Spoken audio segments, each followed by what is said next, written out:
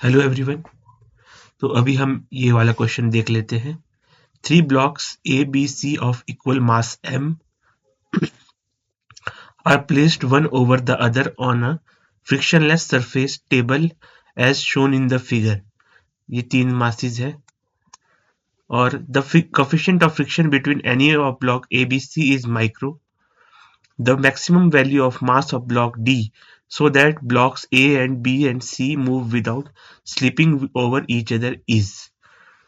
हमें मैक्सिमम मास की value m की वैल्यू ये वाला इसकी वैल्यू बतानी है जिससे ए बी सी एक दूसरे पर slipping no slipping occurs.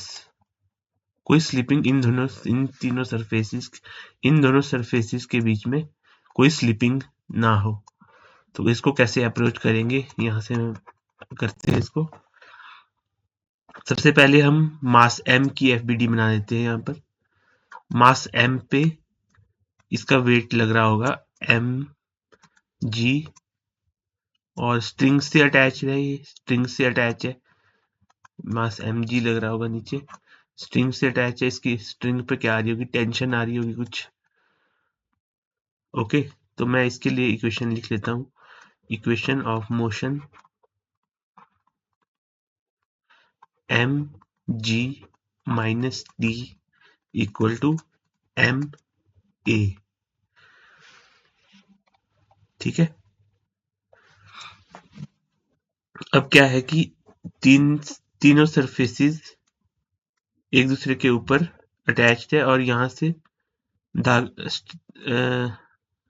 Tension आ रही होगी कुछ स्ट्रिंग में। तो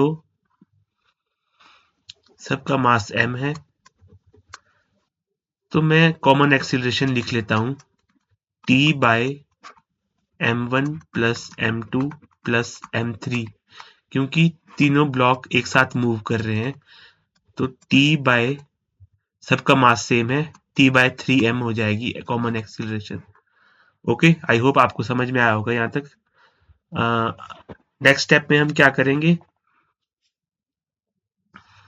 हमारे पास है पहली इक्वेशन आई थी हमारे पास, इसको मैं इक्वेशन नंबर 1 बोलता हूँ, इसको सेकंड बोलता हूँ।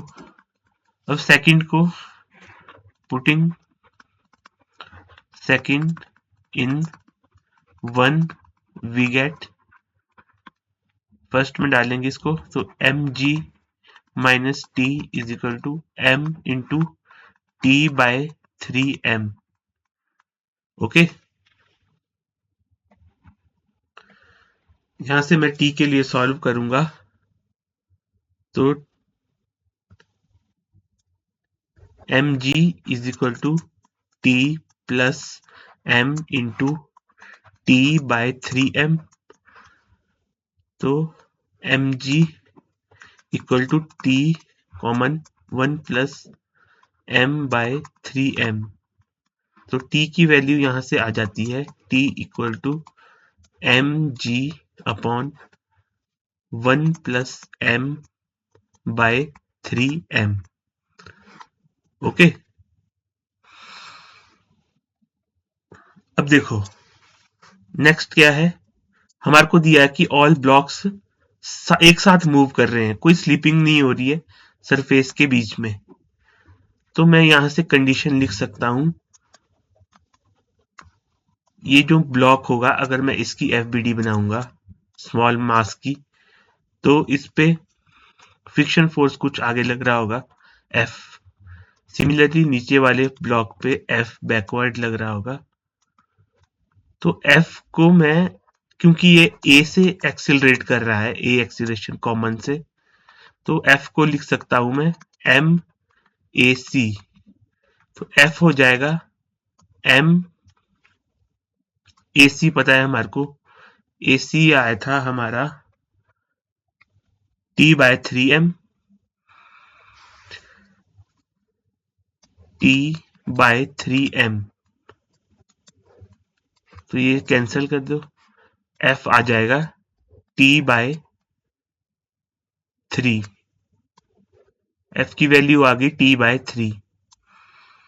ओके, अब क्योंकि यहाँ पर स्लीपिंग इस सरफेस के बीच में और इस सरफेस के बीच में स्लीपिंग नहीं हो रही है, तो मैं इसके लिए कंडीशन लिख लेता हूं।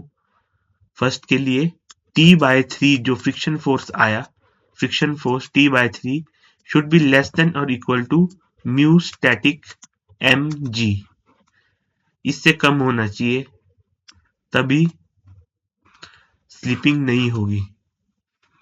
ये कंडीशन सेटिस्फाई होनी चाहिए। तो मैं लिखूंगा T should be less than equal to mu s mg। अब हम इक्वल वाली इक्वालिटी लेते हैं यहाँ पर, mu S M G, sorry 3 mu S M G. तो टी की वैल्यू मैं यहाँ से डालूंगा एम जी जो ऊपर आई थी, ये वाली टी की वैल्यू यहाँ से आई थी, ये इसको हम नीचे पुट करेंगे, M G divided by 1 plus M by 3m, ये equal to 3 mu S M G. तो मैं इसको सॉल्व करूंगा, m के लिए सॉल्व करेंगे हम इसको, m is equal to 3 mu m into 1 plus m by 3m। Okay, तो इसको फर्दर सॉल्व करेंगे तो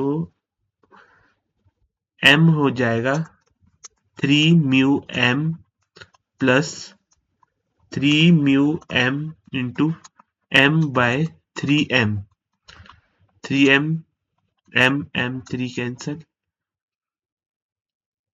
m आ जाएगा 3 mu m plus mu m,